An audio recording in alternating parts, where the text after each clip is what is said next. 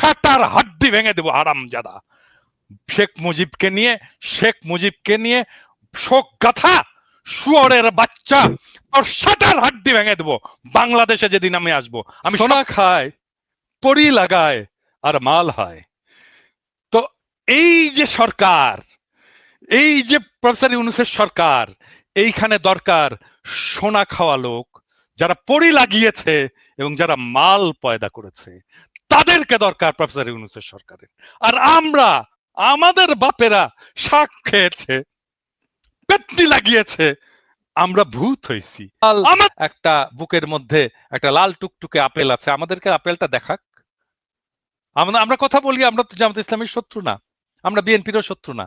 তাদের ভিতরে লাল টুকটুকে আপেলটা আমাদেরকে দেখাক, আমরা একটু নেড়ে চেড়ে দেখি, একটু কামড় দিয়ে দেখি কেমন স্বাদ, মিষ্টি কিনা, কচকচে কিনা।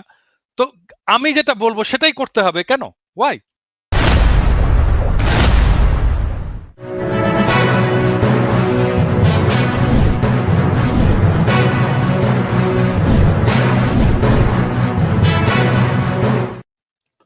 আসসালামু আলাইকুম দর্শক, শুভেচ্ছা নিন, আপনাদের সবাইকে স্বাগত জানাচ্ছি আজকের অনুষ্ঠানে।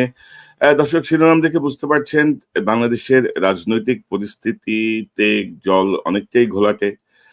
নির্বাচনের কথা বলা হচ্ছে ফেব্রুয়ারি প্রথমার্ধে নির্বাচন, কিন্তু জামাতের যে অবস্থান, বিএনপির যে অবস্থান, এনসিপির যে অবস্থান, সবকিছু মিলিয়ে একটি রাজনৈতিক জটিলতায় অনেকেই মনে করছেন যে নির্বাচন হয়তো হবে না।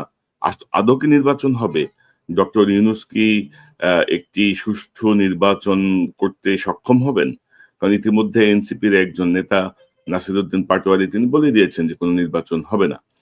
তো সব মিলিয়ে যে পরিস্থিতি, পাশাপাশি আওয়ামী লীগ তার ফ্যাসিবাদকে আবার ফিরিয়ে আনার জন্য এখন সুশীল সমাজ শিল্পীদের উপর ভর করেছে, এবং এবারের 15 আগস্টের জনগণ প্রত্যাখ্যান করলেও দেখা যাচ্ছে যে শিল্পীরা মোটামুটি ফেসবুক ফিড ছয়লাভ করে ফেলেছে মুজিব বন্দনায়।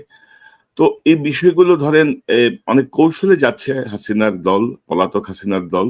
তো সব মিলিয়ে আমরা একটা আজকে আলোচনা করব। আমাদের অতিথি, কাউকে স্পেশালি পরিচয় করানোর কিছু নাই, সবাই আপনাদের কাছে অত্যন্ত জনপ্রিয়। জনাব পিনাকি ভট্টাচার্য, আপনাকে স্বাগত জানাচ্ছি আজকের অনুষ্ঠানে। ভালোবাসা। ইলিয়াস, আপনি আনমিউট করেন। ইলিয়াস হোসেন আমাদের আরেক অতিথি। ঈদ মোবারক। ইলিয়াস, আপনাকে ঈদ মোবারক। আপনাকে ঈদ মোবারক। ঈদ মোবারক। ঈদ মোবারক। এক বছর পার হয়ে গেছে হাসিনার এই চট করে ঢুকে যাওয়া, চট করে ফিরে আসা, হ্যান করেঙ্গা ত্যান করেঙ্গা, মোটামুটি এগুলো এবারের 15 আগস্টে যে অবস্থা দেখলাম আর কি, তাতে তো ধরেন মানে বলাই যায় যে ঈদ মোবারক, মানে একটি ফ্যাসিবাদী দল বিদায়ের পথে, বা বিদায় অলমোস্ট শেষ আর কি, অলমোস্ট শেষ। তারা হয়তো এখন একটা চোরাগুপ্তা অনেক কিছু করার চেষ্টা করবে। তো আমরা এই প্রসঙ্গটা আসছি দাদা, আওয়ামী লীগের ফ্যাসিবাদ এবং এই প্রসঙ্গটা আসছে, কিন্তু প্রথমে যে আমরা যে বিষয়টা নিয়ে শুরু করতে চাই, যে নির্বাচনী একটি অনিশ্চয়তা। এনসিপির ওই নাসিরউদ্দিন পাটোয়ারির বক্তব্যের পরে বিষয়টা আরো বেশি আলোচনায় আসছে। জামাত তার অবস্থানে পিয়ার লাগবে, এনসিপি তার অবস্থানে। এর মধ্যে আবার ধরেন জুলাই আন্দোলনে অংশ নেয়া প্রায় 60 জন প্রাইভেট পাবলিক বিশ্ববিদ্যালয়ের যারা নেতা ছিলেন, তাদের বক্তব্য, তারা 4 দফা দাবি দিয়েছে। নতুন সংবিধান, গণপরিষদ নির্বাচন, এরকম 4টা দাবি আছে তাদের। তো সব মিলিয়ে আপনার কি মনে হয় নির্বাচন আসলে কোন দিকে? ডক্টর ইউনূস কি সক্ষম হবেন এই পরিস্থিতিগুলো মোকাবেলায়?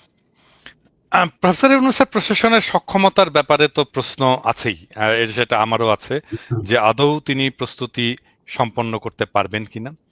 বিশেষ করে আইন শৃঙ্খলা পরিস্থিতির যে অবস্থা, পুলিশ বাহিনীর যে অবস্থা, তার পুলিশ বাহিনীর যে ইন্টারনাল মোটিভেশনের যে অবস্থা, সেটা সবকিছু মিলে নির্বাচন অনুষ্ঠানের মতো প্রস্তুতি উনার আছে কিনা সেটা একটা প্রশ্নের বিষয়। কিন্তু আমি যেটা ব্যক্তিগতভাবে মনে করি যে প্রফেসর ইউনূস নির্বাচনের যেই ডেডলাইন দিয়েছেন এবং রাজনৈতিক দলগুলো যে ডেডলাইনটা মেনে নিয়েছে, সেই ডেডলাইনকে সামনে রেখেই আমাদের আগানো উচিত, এবং সেটাই আমাদের লক্ষ্য হওয়া উচিত, যেন নির্বাচনটা নির্বিঘ্নে ফেব্রুয়ারির মধ্যেই সম্পন্ন হয়ে যায়, সেটা আমাদের সকলের চাওয়া উচিত। কিন্তু এটা আসলে করতে পারবেন কিনা এটা আমি জানি না। এটা এটা কিভাবে এগোবে, সামনের দিনগুলোতে কিভাবে এই পরিস্থিতিটা অগ্রসর হবে, সেটার উপরে ডিপেন্ড করবে যে উনি আসলে এটা এগোতে পারবেন কিনা। প্রথম যে বিষয়টা নিয়ে উনাকে নজর দিতে হবে সেটা সেটা হচ্ছে যে উনি কিভাবে নির্বাচনটা করবেন। আমার একটা প্রস্তাব ছিল নির্বাচন অনুষ্ঠানের জন্য। সেটা হচ্ছে যে নির্বাচন যদি আমি একই দিনে সারা দেশে করতে চাই, সেটা প্রবাবলি সম্ভব হবে না। আমি বলেছিলাম যে এটা ভাগ, ভাগ, ভাগ, ভাগ করে ধাপে, ধাপে, ধাপে, ধাপে আম তাহলে আমি আমার রিসোর্সটাকে, আমার আইনশৃঙ্খলা বাহিনীকে একটা জায়গায় মোবিলাইজ করতে পারতাম। নির্বাচন কমিশনকে একটা জায়গায় মোবিলাইজ করতে পারতাম। প্রশাসনকে একটা জায়গায় মোবিলাইজ করতে পারতাম। আমি সেখানে সর্বাঙ্গ সুন্দরভাবে সেই নির্বাচনটা করে, সিলগালা করে আমি ব্যালট বাক্সগুলো রেখে দিলাম। তারপরে আমি নেক্সট জায়গায় গেলাম। এইভাবে একটা দীর্ঘ সময় ধরে ইন্ডিয়াতে এভাবে ইলেকশন হয়। তাহলে হয় আমাদের এম আমাদের নির্বাচনটাকে আমরা শান্তিপূর্ণভাবে এবং সুশৃঙ্খলভাবে সম্পন্ন হয়তো করতে পারবো। আমি জানি না এই পরিকল্পনা ওনারা নিচ্ছেন কিনা। আমি একমাত্র দেখি যে নির্বাচন সম্ভব যদি ধারাবাহিকভাবে বিভিন্ন সেন্টারে এইভাবে নির্বাচন করে একটা নির্দিষ্ট সময় ধরে নির্বাচন করে নির্বাচনটা সম্পন্ন করা যায়। কারণ আমার যে নাম্বার অফ সেন্টার আর আমার যে আইন শৃঙ্খলা রক্ষাকারী বাহিনীর সংখ্যা, এই দুইটা তো এক না। মানে তাহলে দেখা যাবে আমি একটা সেন্টারে হয়তো ২ জন বা ৩ জন আইন শৃঙ্খলা রক্ষাকারী সমিতির সদস্যদেরকে দিতে পারবো। তাহলে তারা কি সেখানকার আইন শৃঙ্খলা রক্ষা করতে পারবে? এটা সম্ভব? এটা তো সম্ভব হবে না। এবং দাদা ধরেন বাস্তব অবস্থায় আমরা যদি দেখি যে ইলেকশন কমিশন, মানে আমি তো দেখছি যে তারা ড্রোন কিনবেন নির্বাচন কেন্দ্র পর্যবেক্ষণের জন্য, তারা বডি ক্যাম কিনবেন, মানে খরচের ধান্দা। আর এটার কি হবে? আপনি ড্রোন দিয়ে দেখলেন আর কি, দেখে কি করবেনটা কি? তারপরে কি হলো? মানে আপনি কি করা বডি যাবে? ক্যাম দিলেন আর কি, তারপরে কি? মানে এইটা তো ধরেন এখন যে অবস্থা, তো এটা নিয়ে আমরা আসি। ইলিয়াস, আপনি কি মনে করেন ডক্টর ইউনূসের এই নির্বাচনের সক্ষমতা বা নির্বাচন নিয়ে আপনি কি মনে করেন? পরিস্থিতি কি? না কনক ভাই, ধরেন নির্বাচন নিয়ে এক একজন এক এক কথা বলে। মানে আপনি নির্বাচন ছাড়া ডক্টর ইউনূস কি সারা জীবন থাকবে ক্ষমতায়? মানে এটা তো শেখ হাসিনা না, তাই না? এবং আমার মনে হয় না যে শেখ হাসিনার মতো করে গায়ের জোরে কেউ নির্বাচন ছাড়া বাংলাদেশে থাকার চেষ্টা করবে। ডক্টর ইউনূসের তো সেই ইচ্ছা নাই। অন্য কেউ ভবিষ্যতে চেষ্টা করবে, আমার মনে হয় এটা অদূর ভবিষ্যতে বাংলাদেশের ইতিহাসে আর সম্ভব না। বাংলাদেশের ইতিহাস অন্যভাবে লেখা হয়ে গিয়েছে এবং বাংলাদেশের মানুষ বুঝিয়ে দিয়েছে যে আমরা লড়াই করতে পারি। এই এই ধরনের লড়াই নিকট অতীতে পৃথিবীর, বাংলাদেশ তো বহু পরের কথা, পৃথিবীর ইতিহাসে কোথাও ঘটে নাই। একজন মানুষকে, আমি নিজে আমার কথা বলি, আমার বন্ধু হোক, আমার ভাই হোক, আর যেই হোক, আমার সামনে তার বুকে গুলি করছে আর আমি তাকে ধরে তারপরে নিয়ে আসবো, এই সাহস বোধহয় আমার হবে কিনা আমি জানি না। এটা বাংলাদেশের মানুষ দেখিয়েছে। এবং আজকে বাংলা এডিশনে একটা নিউজ গিয়েছে, আপনি ঢাকা মেডিকেলের কয়েকজন ডাক্তারের বক্তব্য নিয়ে, যে ওই সময়ে কি হতো, জুলাইয়ের ওই সময় যে মানুষ যখন যেত, একজন মা তার সন্তানের মাথার খুলি তার হাতে করে নিয়ে গিয়েছে, যে স্যার আমার আমার আমার এই সন্তানের খুলিটা আপনি মাথায় ইয়ে করে, ওর নিঃশ্বাস ছিল নাকি তখনও, বলছে এটা ই করে দেন। আর আরো বিভৎস সব ঘটনা তিনি ডাক্তার বলছিলেন, বাংলা এডিশন আজকে নিউজে এসছে। তো সেখান থেকে আবার ওই যেই খাতাটা, আমার যে ভর্তির যে ইয়েটা থাকতো, এটা কি বলে, মানে লগবুক, যেটা লগবুকটা, সেটাকে রেজিস্টারটা আবার গোয়েন্দা সংস্থার লোকজন গিয়ে ডাক্তারদের কাছ থেকে নিয়ে এসেছেন, যে কারণে সঠিক তথ্যটা ডাক্তাররাও জানেন না যে কি পরিমাণে মানুষ মারা গিয়েছেন, আহত হয়েছেন। এটাই তো বাংলাদেশের ইতিহাস। তো ২৪কে এত ছোট করে দেখা, আমরা ৭১-এর সাথে মিলাইতে চাই না, কিন্তু ২৪কে যারা ছোট করে দেখে, এইটাই বাংলাদেশের মুক্তি। ওই সময় আমাদের হাফ স্বাধীন হয়েছিল দেশ, এখন পূর্ণ স্বাধীনতা পেয়েছি আমরা ২৪-এর মাধ্যমে। আচ্ছা, একটা ইন্টারাপ্ট করি ইলিয়াস, একটা ইন্টারাপ্ট করি। জি, জি। আমরা ৭১-এর সাথে মিলাতে চাই না কেন?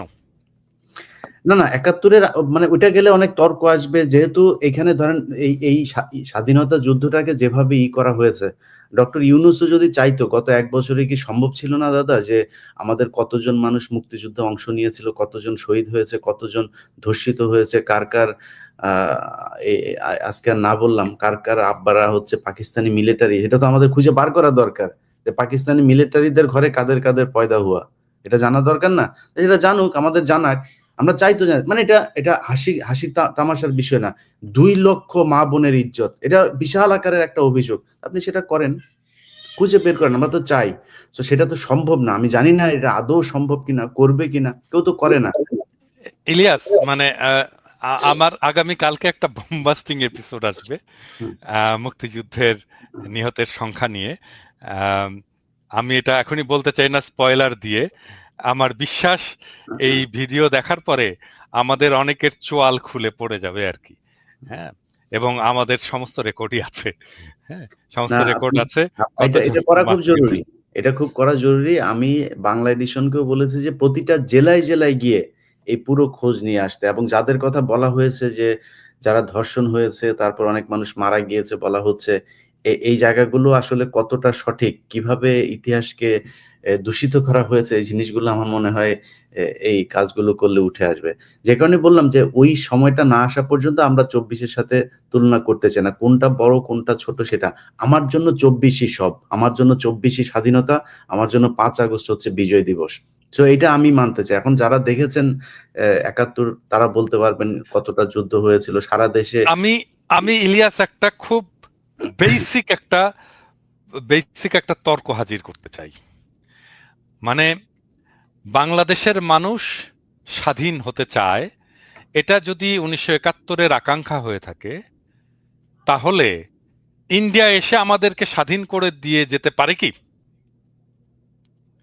না, সেটা তো পারে, মানে করে দিয়ে যেতে পারে। এক দেশ আরেক দেশকে সহযোগিতা করলে করতে পারে না, এক দেশ মানে আমাকে আরেকজন স্বাধীন করে দিয়ে যেতে পারে না।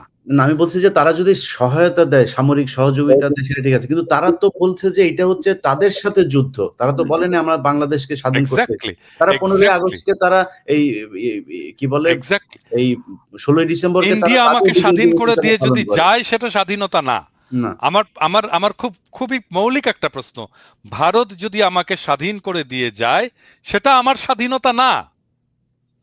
দাদা ওইটা না তো, আপনি আরো পিন পয়েন্টে বলতে পারেন যে আমাদের বিজয় দিবস 16 ডিসেম্বর, ওই দিন আমাদের দেশ স্বাধীন হলো। ওই 16 ডিসেম্বরের অনুষ্ঠানে আমার দেশের কে ছিল? একজনের নাম বলেন। ছিল না কেন? এটা কিসের আমার স্বাধীনতা? আমরা অন্য তর্কে চলে যাচ্ছি, কারণ এটা খুবই স্টিমুলেটিং তর্ক। গুরুত্বপূর্ণ এই তর্কগুলো আমাদেরকে করতে হবে, জানা দরকার, খুব গুরুত্বপূর্ণ আলোচনা। এটা নিয়ে আমরা হয়তো অন্যদিন আরো বিস্তারিত পরিসরে বসতে পারি প্রস্তুতি নিয়ে। আমার মনে হয় যে আমরা আজকে করতে হবে, এটা এটা করতে হবে। আমরা করতে চাই। এটাকে খুব সহজে যেভাবে সামারাইজ করা যাইতে পারে সেটা হচ্ছে যে, ধরেন আমি মনে করি অনেক মানুষেরই এটা নিয়ে, আমি নিজে আমার সত্যি কথা বলি, আমি যতদিন পর্যন্ত ধরেন ইভেন 2012 সাল পর্যন্ত এই গণজাগরণ মঞ্চের পর থেকে অনেক কিছু দেখছি, বুঝছি, কিন্তু এর আগ পর্যন্ত আমার ভেতর একটা ছিল যে পাকিস্তানিরা এত বদমাইশ ছিল, এত পরিমাণে মানুষকে আমাদেরকে মারলো, এত মা বোনকে, মানে 30 লক্ষ আর 2 লক্ষ শুনতে শুনতে একদম ছোট থেকে বড় হয়েছে। কিন্তু আমি খুব স্বাভাবিক একটা ইকুয়েশনের দিকে যাই। ধরেন আমি মনে করি যে 30 লক্ষ মানুষ মারা গিয়েছে।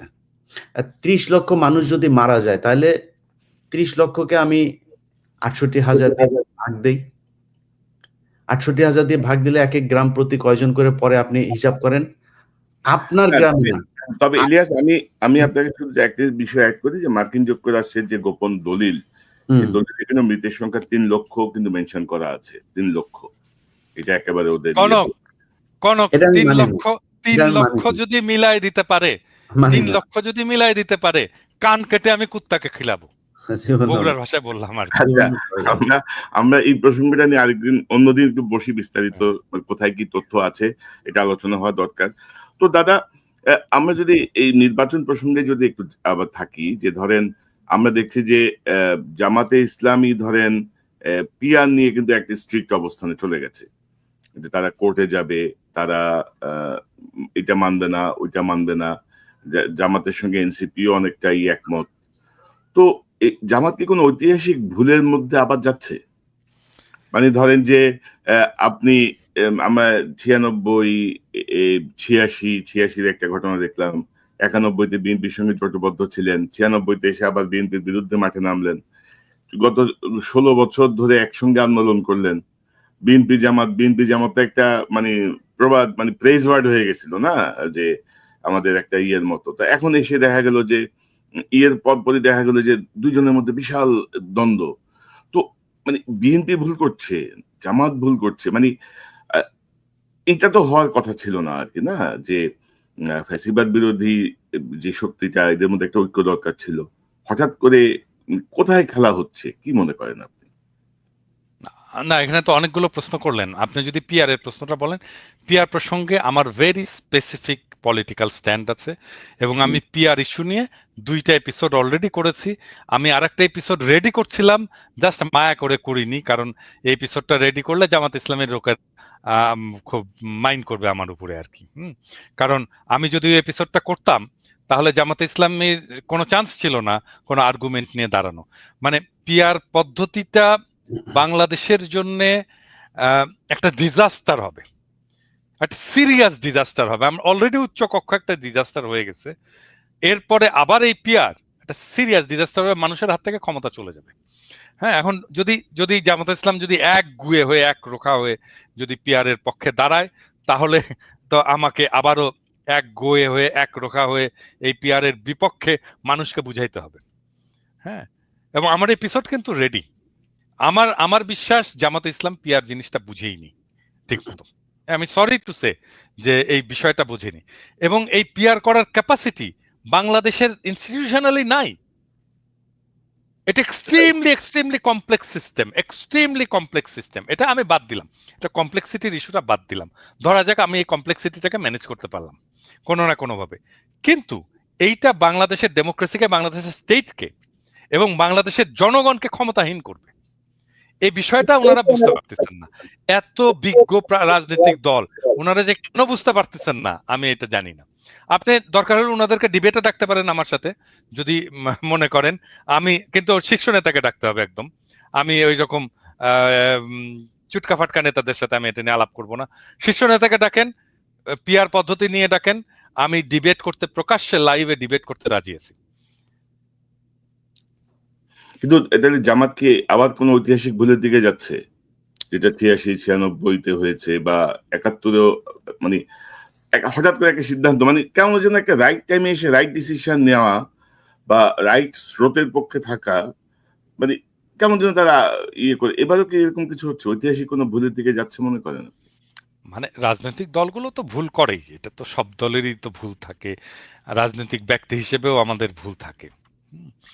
আহ, কিন্তু এই পিআর পদ্ধতি নিয়ে যদি মূলামূলি করে শেষ পর্যন্ত জামাত কিছু অ্যাচিভ করতে চায়, আমি এটা মনে করব যে এটা আরেকটা রাজনৈতিক ভুল হবে, বড় ধরনের রাজনৈতিক ভুল হবে, এবং এটা জামাত পরবর্তীতে স্বীকার করবে, করতে বাধ্য হবে, কারণ এর ফলে বাংলাদেশ যে জায়গায় যে দাঁড়াবে সেটার দায় তো তখন তাহলে জামাত ইসলামকে নিতে হবে। হ্যাঁ, আর আর আরেকটা বিষয় হচ্ছে কি, যে মানে এটা রাজনৈতিক দলগুলোকে বুঝতে হবে যে রাজনৈতিক দলগুলো কেন মনে করে যে আমরা দেশের মালিক। তা তো না। কয়েকদিন আগে তো একটা জরিপ বেরিয়েছে, তাই না? কয়েকদিন আগে জরিপ বেরিয়েছে, সেখানে দেখা যাচ্ছে 12% মানুষ বিএনপিকে ভোট দেবে, 10.5% মানুষ জামাত ইসলামীকে ভোট দেবে, 3%-এর মতো মানুষ এনসিপি কে ভোট দেবে, 7%-এর মতো মানুষ, 7.3%-এর মতো মানুষ আওয়ামী লীগকে ভোট দেবে। আপনি সব ভোট যদি এক করেন তাহলে দেখবেন যে 63% মানুষ, এগুলো কোনো রাজনৈতিক দলের উপরে কোনো আস্থা নাই, তাদেরকে ভোট দিতে চায় না, ঠিক করেনি যে তাদেরকে ভোট। তাহলে রাজনৈতিক দলগুলো এত হ্যাডম কেন দেখায়? তাহলে কোথায় রিপ্রেজেন্টেশন এই 63% মানুষের? তাদের কথা তো শুনতে হবে। বুঝলাম যে মানে জামাত ইসলামীর একটা বিশাল একটা বুকের মধ্যে একটা লাল টুকটুকে আপেল আছে, আমাদেরকে আপেলটা দেখাক। আমরা কথা বলি, আমরা তো জামাত ইসলামীর শত্রু না, আমরা বিএনপিরও শত্রু না।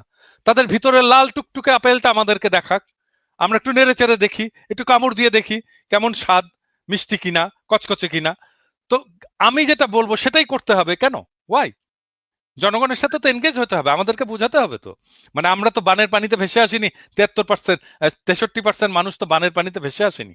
তাদের সাথে এনগেজ হতে হবে, তাদের সাথে কথা বলতে হবে। এমনকি তাদের পক্ষ হয়ে যারা কথা বলে বলে মনে করে মানুষ, তাদের সাথে কথা বলুক।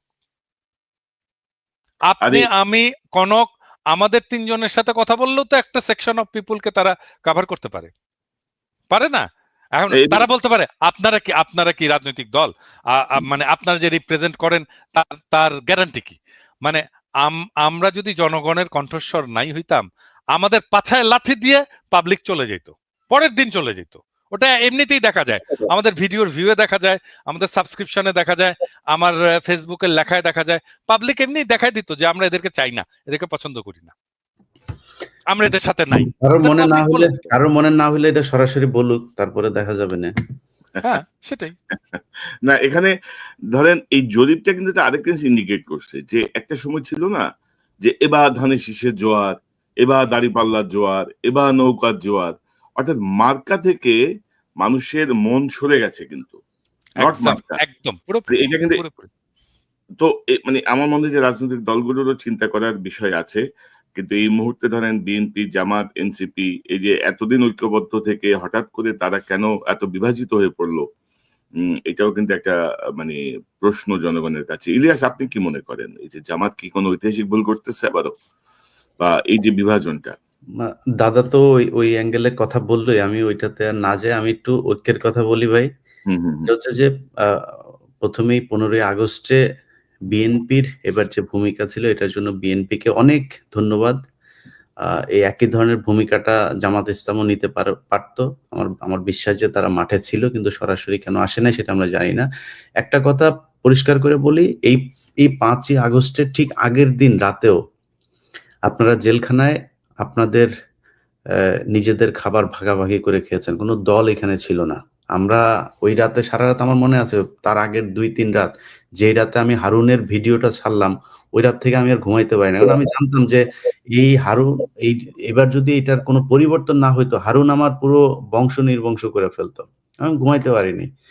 তো আমরা সবাই তখন মানে একদম চাতক পাখির মতো দেশের দিকে তাকিয়ে থাকতাম যে বিএনপি, জামাত কারা কি করবে। মানে আপনাদের ভেতরে তো আমরা কোনো বিভাজন দেখি নাই। হঠাৎ করে এখন আমি যেটা লক্ষ্য করছি যে সবার ভেতরে না, কিছু কিছু নেতাদের মাঝখানে খুব অতি উৎসাহী কথাবার্তা বলে তারা নিজেদের ভেতরে একটা বিভাজন তৈরি করছে। দেখেন ভাই, বাংলাদেশে গত 15 বছরে আওয়ামী লীগ একটা জিনিস করতে পারে নাই, সেটা হচ্ছে একটা বলার মতো, তুলনা করার মতো একটা বিরোধী দল তারা তৈরি করতে পারে। অনেক চেষ্টা করেছে, সব শেষ নির্বাচনে তারা ড্যামিনি ভোট টোট দিয়ে তারপরে চেষ্টা করেছে, পারে নাই। বিএনপি এবার যেটা পেয়েছিল, অটো শক্তিশালী একটা বিরোধী দল পেয়েছিল। জামাত, এনসিপি তারা যদি বিরোধী দলে আসতো, সারা পৃথিবীর কাছে আমার মনে হয় বিএনপির জন্য এটা সবচেয়ে সুবিধাজনক একটা জায়গা থাকতো। ধরেন বিএনপিকে এতদিন ধরে জঙ্গিদের নেতা বলা হয়েছে, এই প্রথম আলো, ডেইলি স্টার এরাই বানিয়েছে। এখন জামাত ইসলাম তো হুজুরদেরই দল, জামাতে ইসলাম, তারপরে এদিকে অন্য ইসলামী দলও তার সাথে আছে, এনসিপি। আর বাংলাদেশের মানুষ এমনিতেই 500 মানুষ এক জায়গায় হলে 150 মানুষের মাথায় টুপি থাকে। তো এটা দেখে বিএনপির বিরুদ্ধে যখন সামনে ক্ষমতায় আসার পরে আন্দোলন হইতো, বিদেশিরা কি দেখতো যে হুজুরদের বিরুদ্ধে। আর হরতাল, মিটিং, মিছিল এইসব হলে মারামারি হইতো, পুলিশও একটু মারতো। ইয়েরা দেখতো যে ওকে ঠিক আছে, বিএনপি ইসলামী দলের বিরুদ্ধে অবস্থান নিয়েছে। সো ওই ট্যাবলেট আর বিক্রি করা যেত না যে একমাত্র আওয়ামী লীগই হচ্ছে গিয়ে ইসলাম বিরোধী দল, বা এরা ইসলামের যারা কথা বলে তাদেরকে পেটায়। এই ন্যারেটিভ আর বাংলাদেশের কেউ তৈরি করতে পারতো না, বিদেশিদের কথা বলছি। সো সেই পয়েন্ট থেকে বিএনপি একটা শক্তিশালী বিরোধী দল পেয়েছিল, এবং সেই দল দিয়ে আমার মনে হয় তারা একটা নির্বাচন করতে পারতো। না, যদি ভালো না করতো 5 বছর পরে তারা বিরোধী দলে আসতো, সমস্যা কি? বিরোধী দলে তো এই দেশে অনেকেই ছিল, কোনো সমস্যা হয়নি। তো যখন ফ্যাসিজম এই দেশে মাথা চাড়া দিয়ে উঠলো, তখন হচ্ছে গিয়ে মানুষকে গুম হইতে হয়, খুন হইতে হয়, মানুষ কথা বলতে পারে না, ঘর থেকে ঘরে ঘুমাইতে পারে না, যেগুলো হয়েছে আমরা দেখেছি। এখন সেই জায়গার চাইতে আমার মনে হয় ভালো জায়গায় আছে। আমি যদি কাউকে জিজ্ঞেস করি, আপনারা 2 জন আমার সাথে আছেন, কনক ভাই কালকে ফোন দিলাম, কনক ভাই বলছিল ইলিয়াস খুব খারাপ অবস্থা, এই গত মাসে খুব টেনে টুনে ঘর ভাড়া দিয়েছে। আমাদের এখনো ক্রাইসিস আছে, আমরা অনেক সমস্যার ভেতরে আছে। আমি আমার 2 ছেলেকে নিয়ে কালকে বাজারে গিয়েছি, মানে টার্গেটে গিয়েছে। যাওয়ার পরে আমার বড় ছেলে আমাকে জিজ্ঞেস করছে যে সে একটা খেলনা কিনেছে। খেলনা কেনার পরে তো আমার এই আপনার ওর যেই দামের জিনিসটা কিনেছে, ওর মাথায় কি কাজ করেছে আমি জানি না। যখন ক্যাশে এসছি তখন ও বলতেছে যে আব্বু, এই ও না, আমার পকেট থেকে কিছু টাকা বের করেছে। তো আমার পকেটে প্রায় 7-8টা $100 নোট। ও তখন বললো যে আব্বু তোমার কাছে কত টাকা আছে? ঠিক আছে, আমি বললাম যে এই যে 700, আমি বললাম কত ডলার দরকার তোমার, সব আছে, তুমি যেটা চাবা সেটা। তাহলে আমি আবার দেবো। আবার গিয়ে সে কিনে এসে মানে হয়তো দেখেছে যে এই যে ক্রাইসিস যায় এগুলো নিজের চোখের সামনে দেখেছে, ওর মাথায় এটা কাজ করেছে। তো আমরা তো এখনো সমস্যার ভেতরে আছি। তারপরেও যদি জিজ্ঞেস করি, পিনাকিদার শরীর অসুস্থ, উনি বেড রেস্টে আছেন, হসপিটালে ছিলেন।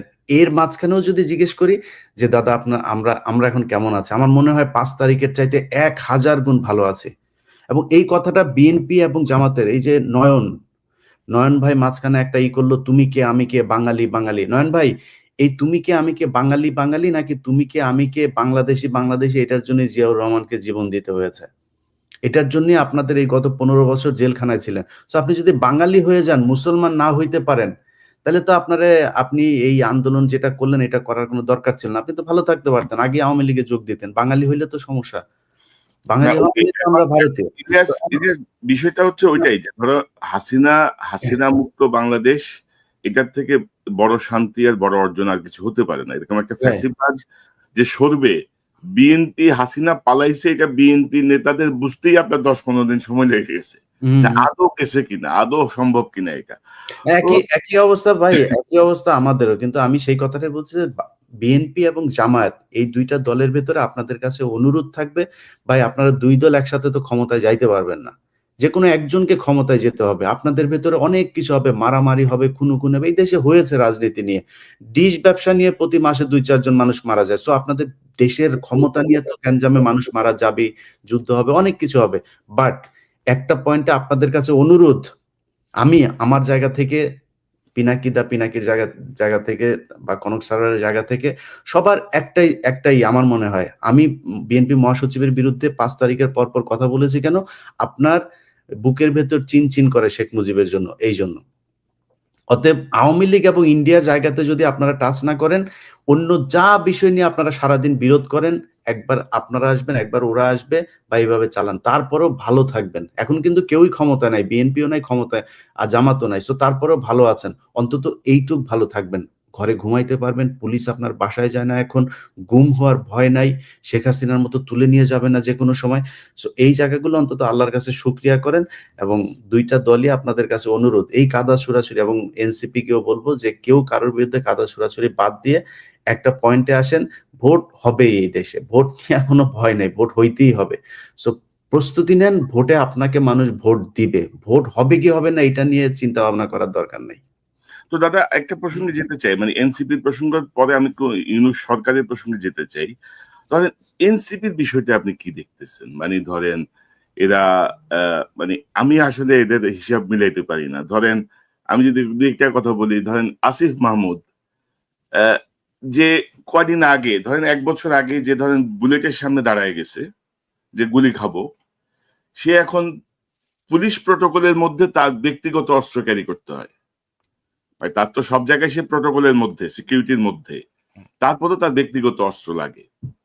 তারপর সে ধরেন এই যে হাঁসের মাংস খায়, নীলা হোটেল নাইলে ওয়েস্টিনে যেয়ে খায়। মানে আমি বুঝলাম না আর কি, তাদের জুলাই সনদ ঘোষণা হয়, তাদের নেতাদের অবকাশের জন্য তারা চলে যায় কক্সবাজারে। এতদিন পরে যে জুলাই সনদ হইলো, সেই সনদে ধরেন শহীদদের সংখ্যাটাই তো ভুল। মানে জাতিসংঘ বলে ১৪০০, ওনারা বক্তৃতায় বলে ২০০০, ওইখানে লেখা হয়েছে ১০০০। তো এই যে অবস্থাটা, মানে এক এক নেতা এক এক রকম করে কথা বলছে। কেউ বলতেছে এইটা ঘুরাই দিবে, এটা উড়াই দিবে, হ্যান করবে, ত্যান করবে। জিয়াউর রহমান বা মানে একটা প্রতিষ্ঠিত সিনিয়র রাজনৈতিক দলের ব্যাপারে তাদের যে মনোভাব, তো এগুলো মানে সব মিলে কি মনে করে, মানে কি এনসিপি হয়েছে কি? এনসিপিতে কি ভর করছে? আমি আমি কনক বোধহয় জিয়াউর রহমানকে নিয়ে যখন ইসমাইল পাটোয়ারি যখন একটা মন্তব্য করছিল, আমি আপনার এখানেই প্রথম এটার প্রতিবাদ করছিলাম, মানে বলছিলাম এটা খুব খারাপ কাজ হয়েছে এবং এটা এক্ষুনি প্রত্যাহার করা উচিত। আসিফ প্রসঙ্গে বলি আর কি, আসিফ প্রসঙ্গে তো আমার ফেসবুকে এসে সবাই আসিফ কিছু করলেই আমাকে এসে ধরে, আসিফ কিছু করলে আমাকে এসে, আপনি কিছু বলেন না দাদা, কেন? আসিফের বক্তব্যটা একটু শুনো নাকি আমরা, হাসির মাংসের বক্তব্যটা? না আমি শুনছি আপনি দর্শকদের জন্য ভাই দেখাইতে এটা নিয়ে শুনেন। আলোচনা আমার মনে হয় আচ্ছা, মানে খাওয়া বলেন। দাওয়া নিয়ে এটা নিয়ে আলোচনা করছে এটা আমি এত হ্যাঁ, সিরিয়াস কিছু মনে থাক। করি না। ও আমি খাওয়া দাওয়া করছে ভাই আসিফ না কি না না এখন মেটার আপনি কি হচ্ছে এখন মনে করেন যে আসিফ এখন গুলিস্তানে যায় খাবে না বলেন? মেটার হচ্ছে নীলা হোটেল এবং ওয়েস্ট ইন আর কি এটার আচ্ছা মধ্যে। আচ্ছা আমি একটু বলি, মানে এটা আমার দর্শকদের এটা ইলিয়াস জানে আর কি, মানে বিষয়টা ইলিয়াস খুব পুরোপুরি জানে ঘটনাটা, যে আসিফের সাথে আমার কি সম্পর্ক এবং আসিফকে আমি কি চোখে দেখি। আম, মানে আসিফ যখন প্যারিসে আসলো আর কি, ওকে যখন আমি প্রথম দেখলাম, আহ, ও ছিল প্রথম মানুষ যে এই বিপ্লবী ছাত্রদের একজন প্রতিনিধি। হ্যাঁ, ও যখন আমার সামনে আসলো, আমি এটা বিশ্বাস করতে পারিনি যে আমি আসিফকে দেখতেছি। আমি ওকে জড়ায় ধরলাম এবং জড়ায় ধরে কাঁদতে শুরু করলাম। হ্যাঁ, এবং কান্না, এবং আসিফও ঠায় দাঁড়ায় থাকলো। আমি জানি না আমি কতক্ষণ কাঁদছিলাম, বোধহয় 10-15 মিনিট কাঁদছিলাম। আসিফ ঠায় দাঁড়ায় থাকলো এবং আমার এই কান্নার এটা একটা ছবিও বোধহয় আছে, আমি আপনাকে দেবো। ইলিয়াস, কনক। তো আসিফ আমার কাছে হচ্ছে বিপ্লবের ফিজিক্যাল এমবডিমেন্ট, যে আমার কাছে আসছিল, যাকে আমি টাচ করতে পারছি, ছুঁইতে পারছি, ধরতে পারছি, ভালোবাসতে পারছি। হুম। তো একটা আমার সাথে, আপনারা জানেন যে আমি আমি খুবই ইমোশনাল মানুষ, এবং সেই অর্থে আসিফের সাথে আমার একটা খুব ব্যক্তিগত ইমোশনাল একটা সম্পর্ক আছে। হ্যাঁ, খুবই ব্যক্তিগত ইমোশনাল সম্পর্ক আছে, এবং ইলিয়াস জানে যে আসিফকে আমি কম বকাবকি করি না, প্রচন্ড বকাবকি করি। মানে এই ছাত্রদের মধ্যে দুইজন আমার বেশি বকাবকি খায়, প্রথম আসিফ, আর নাম্বার 2 হচ্ছে হাসনাত। হুম। এবং আমি কিন্তু চেষ্টা করি সবসময় যেন আসিফ কোনো ভুল না করে, কোনো মিস্টেক না করে, ওকে কাউন্সেল করা, ওকে শেখানো, ম্যানেজমেন্ট শেখানো, আমি এগুলো ছোটখাটো অনেক বিষয়ে তাকে সাজেশন দিই। এখন ছোট ছেলে, এখন ধরেন যদি কেউ বলে যে মানে আহ, আপনি আশকারা দিয়ে দিয়ে আসিফকে এরকম করছেন, বলতে পারে, যদি বলে। হ্যাঁ, কিন্তু আমি আসিফের প্রতি ওই স্নেহ, ওই ভালোবাসা, ওইটাকে আমি ওইটাকে আমি সবসময় নার্চার করব। হুম। আমি আসিফের এই কথাটা বলাটা ঠিক হয়নি, এই যে আমি ওয়েস্টিনে যাই, এই কথাটা বলাটা ঠিক হয়নি, এবং আমি আমি কিন্তু সত্যিই খুব রাগ করছি আসিফের উপরে এই কথাটা বলাতে। কারণ কি জানেন, আমি আসিফকে খুব স্পেসিফিক্যালি এই ব্যাপারে, মানে আমার ছোট ভাই যদি মন্ত্রী হতো, আমি ওকে যেভাবে বা ইভেন ও তো আমার আমার ছেলের বয়স তো আসলে আসিফ, কিসের ছোট ভাই, আমার ছোট ভাই তো অনেক বড়। আমার ছেলে যদি ইয়ে হতো, মন্ত্রী হতো, আমি তাকে যেভাবে তাকে ধরে ধরে ধরে ধরে ধরে ধরে শেখাতাম, আমি আসিফকে কিন্তু এই বিষয়গুলো শিখিয়েছি। আমি কিন্তু ওকে বলছি যে আসিফ দেখো, তুমি আহ, তোমাকে খুব মিনিমালিজমের উপরে চলতে হবে, খুব অল্প জিনিসে তোমাকে তৃপ্ত থাকতে হবে, খুব বেশি জিনিস, তুমি যখন ভাত খাবে একটা তরকারি দিয়ে ভাত খাবে, একটার বেশি তরকারি নিবে না। আমি বলছি কেন নিবে না, কারণ তোমার দেশের মানুষ একটার বেশি তরকারি দিয়ে ভাত খেতে পারে না। তুমি তার জীবনটা বুঝতে পারবা না তুমি যদি এটা না করো, তুমি এই কাজটা করবে। আমি কিন্তু এক্স্যাক্টলি এই কথাটা বলছি। এবং যখন আমি দেখলাম যে আসিফ বলতেছে যে আমি ওয়েস্টিনে যাই, আমার খুব খারাপ লাগছে, আমি খুব বেদনাহত হয়েছি, মানে এটাতে, আসিফের এই কথাতে। হ্যাঁ, মানে মানে দাদা দাদা ধরেন এদের প্রতি আমাদের শ্রদ্ধা বা এদের প্রতি আমাদের কৃতজ্ঞতার কোনো শেষ নাই, এবং আমরা যে না, কথাগুলো আসিফের বলছি। প্রতি আমার ভালোবাসারও শেষ নাই তো, আমার ভালোবাসা থাকবে, ও হুম, যত মিস্টেক করুক তারপরেও আমার ভালোবাসা থাকবে। কিন্তু মানে ও আমার কথা শোনে না কেন, এটা হচ্ছে আমার কথা। মানে ও কি, মানে আমি যে ওকে এত ভালোবাসি, এত স্নেহ করি, ওকে যে আমি আমার সন্তানের মতো দেখি, তো ও কেন আমাকে ওর ওর জায়গাটায় রাখতে পারে না, ও কেন ওই রেসপেক্টের জায়গাটা রাখতে, আমার হ্যাঁ, কথা তবে শোনে না আমাদের কেন? আমাদের এই নতুন নেতাদের ধরেন যে বডি ল্যাঙ্গুয়েজ বা তাদের কাছে আমাদের যে প্রত্যাশাটা ছিল, হুম। সেই জায়গাটায় তারা ধরেন আমাদেরকে অনেক জায়গাতে হতাশ করেছেন, এবং এটা আমরা আশা করি নাই আর কি। মানে এত দ্রুত তাদের এই পরিবর্তনগুলো আসলে চোখে লাগে, আমাদের যেমন লাগে সাধারণ মানুষের চোখে লাগে, সাধারণ মানুষের মধ্যেও এগুলো প্রতিক্রিয়া সৃষ্টি করে, যে আপনি এক্স্যাক্টলি। এক বছর আগে কি ছিলেন, এখন আপনি কি করছেন, ভবিষ্যতে তাহলে আপনি কি করবেন। এক বছরে যদি এই পরিমাণ পরিবর্তন আপনাদের মধ্যে আসে, তাহলে আপনি ভবিষ্যতের না, কি করবেন। ইভেন রাজনীতিতে আপনি দেখেন, মানে আমি তো ওয়েস্টিনে যে খেতে পারি না বাংলাদেশের রাজনীতি করে, রাইট। বাংলাদেশের মানুষ তো ওয়েস্টিনে খেতে পারে না, এত টাকা দিয়ে খেতে পারে না, এটা বড় লোকদের জায়গা, এটা না, ওয়েস্ট এলিটদের ইন্ডিজে জায়গা। বাংলাদেশের সবচেয়ে আমাকে এক্সপেন্সিভ এক আমাকে জায়গা। খুব সাধারণ মানুষের মতো করে থাকতে হবে, আমাকে খুব সাধারণ মানুষের মতো করে চলতে হবে, আমাকে আমাকে অনেকে বলে, আপনারা দেখেন না যে ওই আপনি এই একটা হুডি পরে আসেন আপনার ইয়েতে, আপনার কি আর হুডি নাই?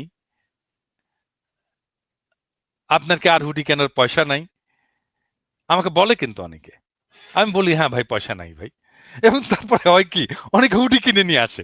ওরা কি সত্যি সত্যি মনে করে আমার হুডি কেনার পয়সা নাই, দাদাকে একটা হুডি কিনে দিই। কেউ আসলে হাতে করে একটা হুডি নিয়ে আসে, একটা কাপড় নিয়ে আসে, বোধহয় দাদা বোধহয় কাপড় কিনতে পারে না। হুম।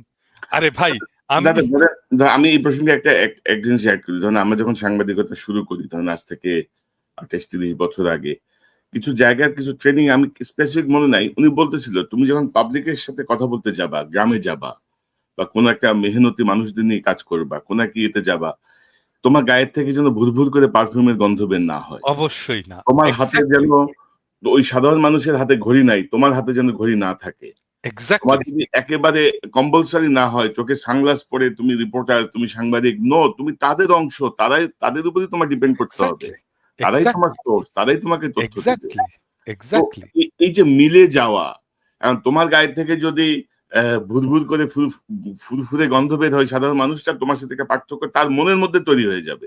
না, আমার সাথে আমার গায়ের সঙ্গে ঘামের গন্ধ আর ওনার গায়ের থেকে এত সুন্দর ফুলের গন্ধ বের হয়, তো উনি নিশ্চয়ই আলাদা প্রজাতির মানুষ।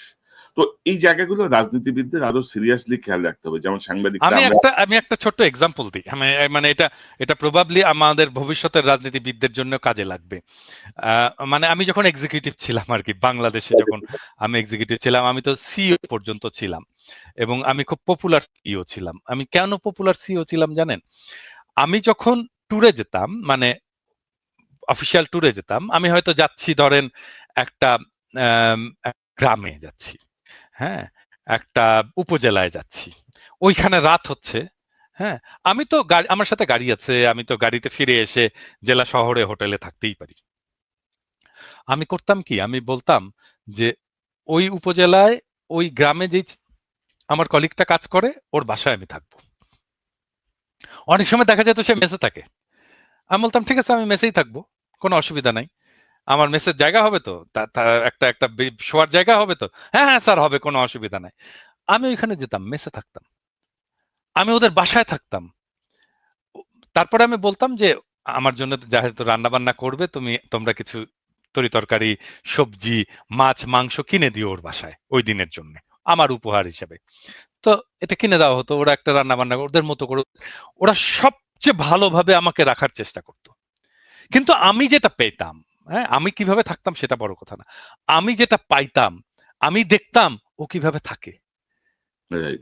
ও ও ও কি খায়, ওর বাসাটা কেমন, কত বড়, ওর কিচেনটা কত বড়, ওর ওয়াইফ কে, ওর ওয়াইফ কি করে, ওর ওয়াইফের স্বপ্ন কি, ওর বাচ্চাটা কেমন, ওর বাচ্চার খেলনা আছে কিনা, হ্যাঁ, ওর বাচ্চা কি খেলে, ওর বাচ্চা কি পড়ে, ওর বাচ্চার পড়ার বইগুলো কি, ওর বাসায় বই আছে কিনা, হ্যাঁ, ওর বাসাটা কতটুকু ক্লিন। ওটাই ধরেন ক্রমশ ধরেন আমরাও আশা করি যে তাদের অভিজ্ঞতা বাড়বে, তাদের বিষয়গুলো বুঝতে পারবেন, মানুষের সঙ্গে কিভাবে যেতে হয়, কিভাবে মানে নেতা মানেই নেতা না, তো নেতা তো তুমি তাদেরই অংশ।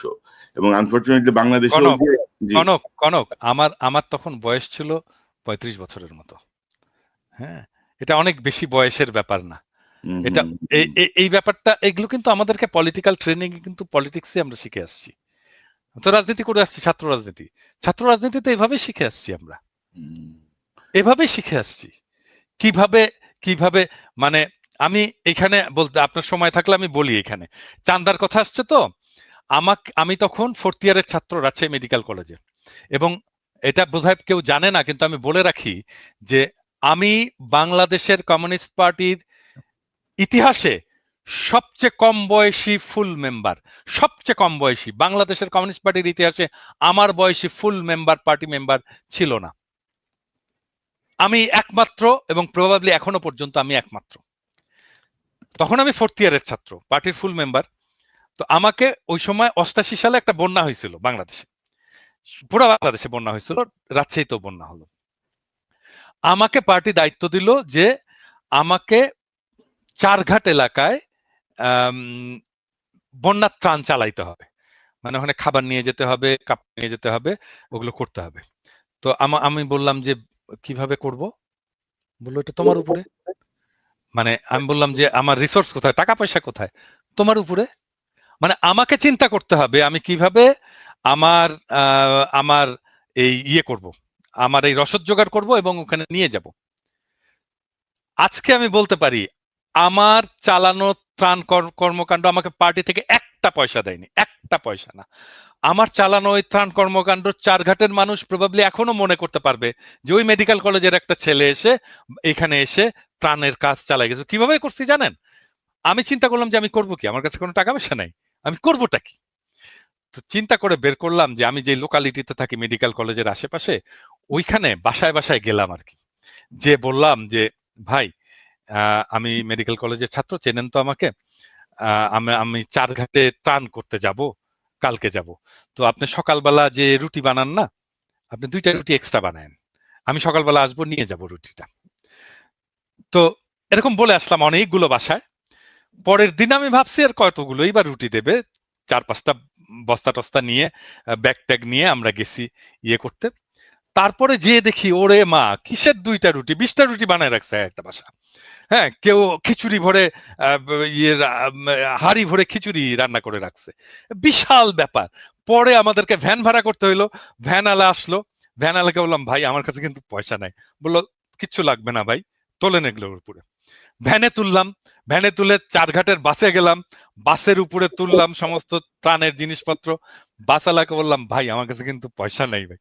বলে কি করবেন আপনি এগুলো? আমি বললাম ত্রাণ দিতে যাবো। বলে কিচ্ছু লাগবে না, ওঠান আপনি, সব কি কি আছে ওখানে সব তোলেন।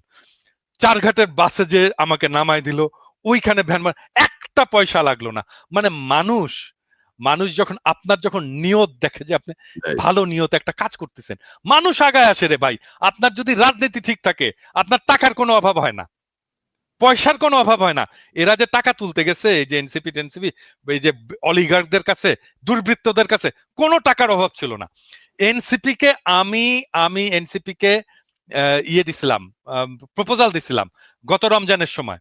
ওরা ওই 5 স্টার হোটেলে ওদের ইয়ে করবে। আমি বলছি যে এক কাজ করো, তোমরা মানিক মে এভিনিউয়ে প্যান্ডেল খাটাও, বলো যে ভাই আমরা স্বাধীন বাংলাদেশে নিজের ইফতার আমরা একসাথে করবো, আপনার ইফতার আপনি নিয়ে আসেন, আপনার ইফতার আপনি নিয়ে আসেন, তুমি ওইখানে শুধু পানির ব্যবস্থা করবা আর জিলাপি বানাবা, জিলাপি দিবা আর পানি দিবা। দেখো 1 লক্ষ লোক এসে তোমার সাথে ইফতার করবে। কি দরকার তোমার দুর্বৃত্তদেরকে? তোমার মাথায় তো আইডিয়াই নাই যে কিভাবে তুমি তোমার মানুষকে ইনভলভ করবা তোমার ইয়ের সাথে।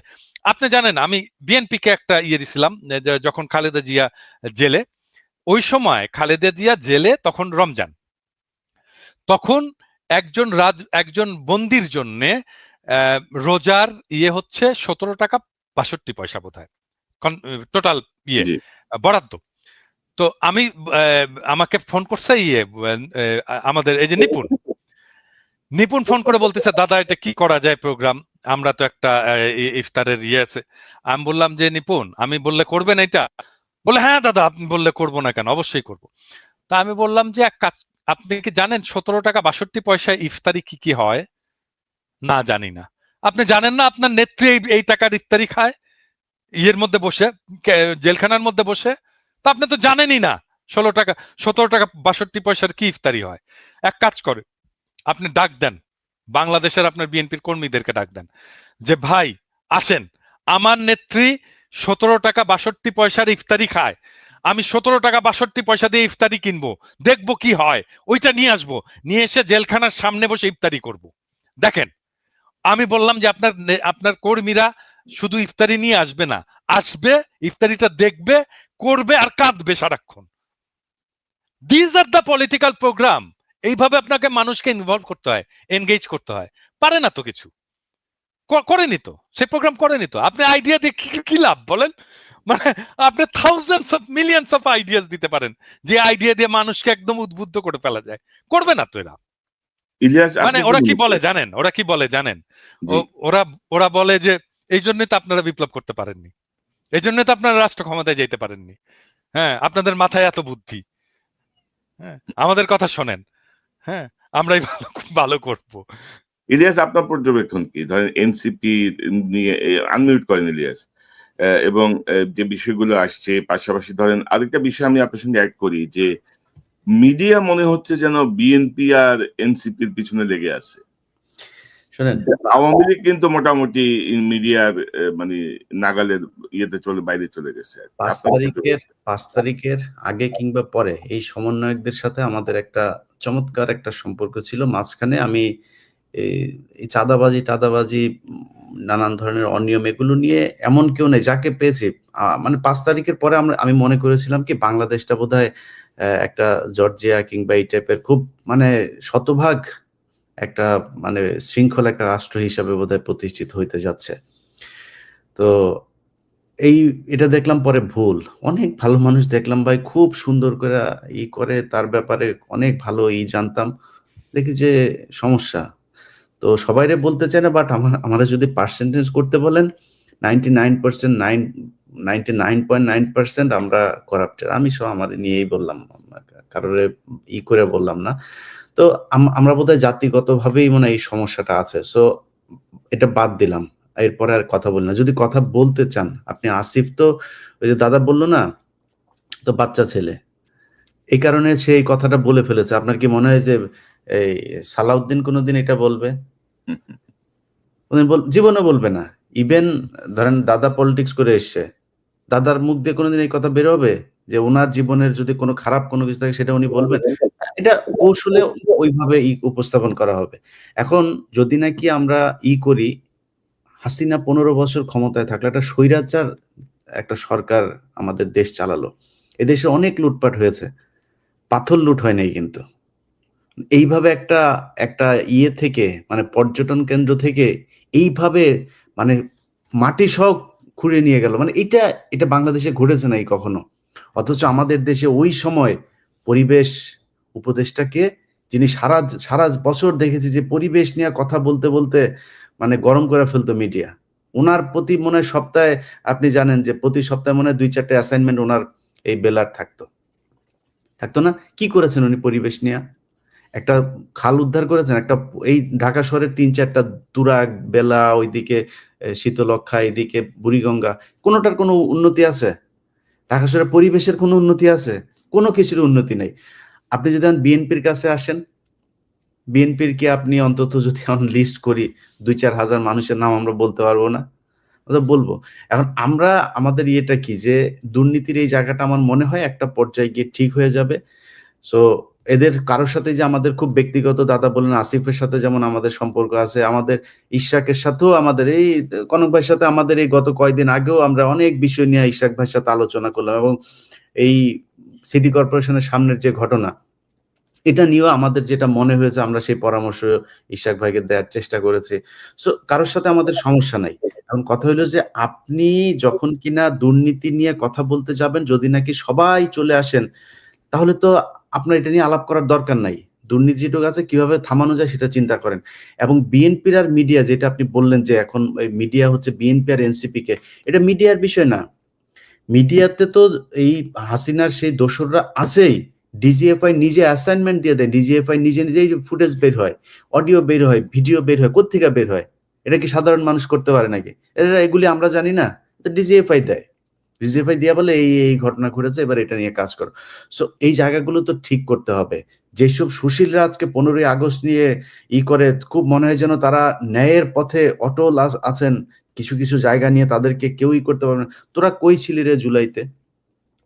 ৫ তারিখ পর্যন্ত এই যে ফারাবী হাফিজ এই যে এই চ্যানেল 24 এর যেই উপস্থাপক এ বাবা-মাদেরকে উদ্দেশ্য করে পোস্ট করেছে। সেই পোস্ট আছে আমার কাছে। বাবা-মাদেরকে উদ্দেশ্য করে পোস্ট করেছে যে আপনারা আপনাদের সন্তানদের হেলি খেলা দেখে কি মজা পাচ্ছেন? এই আন্দোলনের ভেতরে নাকি অন্য দুষ্কৃতিকারীরা ঢুকে গিয়েছে, এদেরকে দ্রুত সরিয়ে নেন। এরাই তো সেই সুশীল। সেই সুশীলরা আজকে শেখ মুজিবকে নিয়ে করছে। প্রতিটা এই পোস্টের জন্য টাকা পেয়েছে। প্রতিটাকে টাকা পয়সা দেওয়া হয়েছে। ওই যে তৌহিদ আফ্রিদির মাধ্যমে টাকা বিতরণ হয়েছে। তো এখন এই যে এগুলো করছে তারা সুশীল সেজে, এটা আসলে সুশীলতা না। 15ই আগস্টের কথা যদি বলেন, ঐদিন আমি বিএনপিকে প্রথমে ধন্যবাদ জানিয়েছি। এবার যে তারা যে পজিশন নিয়েছে সেটার জন্য। বাট একটা জিনিস বলি ভাই, আপনারা ওই 15ই আগস্টের 32 নাম্বারের আশপাশে কিছু ভিডিও ফুটেজ দেখলাম। এই ভিডিও ফুটেজটাতে কিছু আ আ মানুষ কনক ভাই একটু আমার হচ্ছে এই কি বলে কিছু মানুষজন আসছে, আসার পরে তারা বলছে যে আমরা বঙ্গবন্ধুকে করার জন্য এসেছি। তাদেরকে নিয়ে মনে হচ্ছে মজা করা হচ্ছে। পরের 15ই আগস্টে এটা মাথায় রেখেন। এই মজা যদি করতে থাকেন না, তাইলে এই মজা নেয়ার লোকের সংখ্যা কিন্তু বাড়বে। এটা মজা করার জিনিস না। শেখ মুজিব শেখ হাসিনাকে করা মানে, এই সাপোর্ট করা মানে ও নিজেও খুনি। ওরে খুনের মামলায় ঢুকাইতে হবে। পাশে ধানমন্ডি থানা আছে, ওরে ধানমন্ডি থানায় নিয়ে ঢুকান। ও খুনের দোসর, ও আওয়ামী লীগের দোসর। যদি শেখ মুজিবের ব্যাপারে আলাদা করে কেউ কিছু বলতে আসে, পিনাকি দাদা বই লিখেছে, ওনার বই পড়েন। ওনারে যদি বিশ্বাস না করেন, তাহলে যাদেরকে বিশ্বাস করেন, মেজর জলিল, ওদের নিজেদের লোকজন, আতাউর রহমান খান, তারপরে এই ধরনের লোকজনরা, ইভেন তোফায়েল আহমেদের বইও পড়েন। ওইখানে অনেক কিছু আছে। শেখ মুজিব কত বড় মাপের বদমাইশ ছিল, এটা যদি নাকি গুগলেও দেখতে যান, বিদেশি বিভিন্ন টেলিভিশন ওই সময় এবিসি টেবিসি বিবিসি, এগুলো অনেক টেলিভিশনের একদম ভিজুয়াল নিউজ আছে। শেখ মুজিব তামাক খাচ্ছে আর বিশাল ভাবসাব নিয়ে পায়ের উপর পা তুলে দিয়ে বক্তব্য দিচ্ছে। তারে সাংবাদিক জিজ্ঞেস করছে এই যে আপনার এখানে মানুষ মারা যাচ্ছে, সে বলছে এটা হচ্ছে মিথ্যা কথা, এটা প্রোপাগান্ডা, দেশে নাই কোনো মানুষ মারা যাচ্ছে না। সে হাজার হাজার মানুষকে সে সরাইখানা বানিয়ে তারপরে খাওয়াচ্ছে। এগুলো বিদেশি মিডিয়ার নিউজ। সো শেখ মুজিব কত বড় বদমাইশ ছিল, সেটা যদি নাকি মনে হয় আপনারা ঠিক করবেন, তাহলে আলোচনায় আসেন। বেশি মানুষের নেওয়ার দরকার নাই, 2-4 জন থাকলেই চলবে। আপনারা যত মানুষ আসতে চান আইসেন।